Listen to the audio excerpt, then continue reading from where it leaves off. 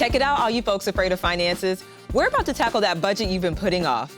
Let's get started. I'm Tanya Rapley. Welcome to a new series from State Farm and Let's Start Today. This is where you'll find the tools, support, and education you need to take control of your finances today and reach your goals for tomorrow. These helpful courses are inspired by an ever-evolving learning lab known as Nextdoor State Farm. And speaking of Nextdoor, I'm here with Eric, financial coach at Nextdoor State Farm, and State Farm agent Cameron. Thank you guys for joining me. Thank you. So we're going to dig into budgeting 101. We're going to discuss the B word. And during this conversation, we'll cover what is a budget, goals versus aspirations, a budget breakdown, current spending habits, changing spending habits, and automating your spending habits. Are you guys ready to dig in? Sounds good. All right, so let's start with the basics. What is a budget? The way I define a budget, it's a priority list for your lifestyle. It's not necessarily a stop doing list or here's what I'm going to sacrifice list. It's more of a gauge to determine whether or not your actions match what you say is important for you and your family. Yeah, absolutely. I agree. I think it's just a game plan for your money, right? If you have a strong budget, it's a way to tell your money where to go rather than end up wondering where it went, right? Yeah, a budget shouldn't prevent you from spending. It just shows you how to spend your money properly so that you're accomplishing your goals, which we'll dig into a little later. And so most people, the thought of budgeting confuses them. So high-level view, how do you create a budget? You add up all your expenses, you subtract them from your income, and what you're left with is money for your goals, right? So that's a budget. Income minus what is going out, your expenses, equals what's left over. Absolutely. That's the simplest way to put it.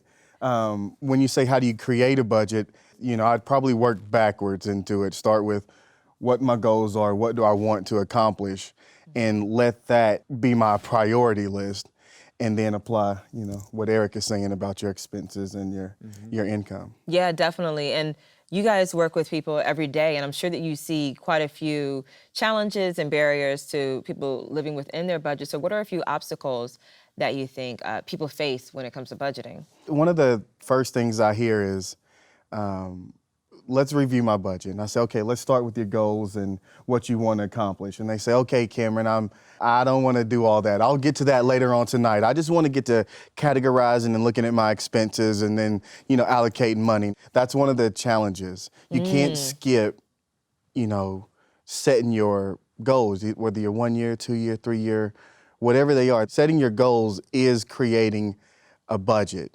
Those things are one and the same. And why is that important, right? It's because your goals ultimately are the things you're going to look to when you're having a hard time sticking to your budget, right? When you want to go out to dinner with your friends, but you know that your dining out budget is growing thinner and thinner, right? So the goals are what are going to keep you motivated to succeed and stick to your budget. So I agree with you entirely. It's important to start there. Right. Yes, whether you're intentional about it or not. Absolutely.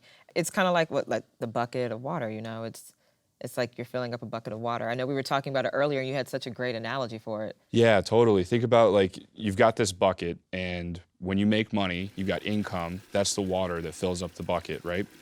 But you got some holes in the bucket, and so the bucket doesn't stay full forever.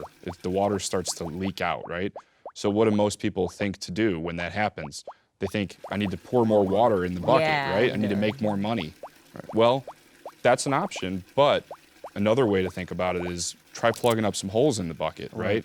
If you patch up those holes, then your bucket will stay fuller for longer. And then you won't need to worry as much about making more money because you're controlling your expenses as well. If you can make more money, plug up the holes, that's a double down. You're gonna need, another bucket in no time, right? Right. So we've established what a budget is and how to create one. Let's take a look at what we've learned.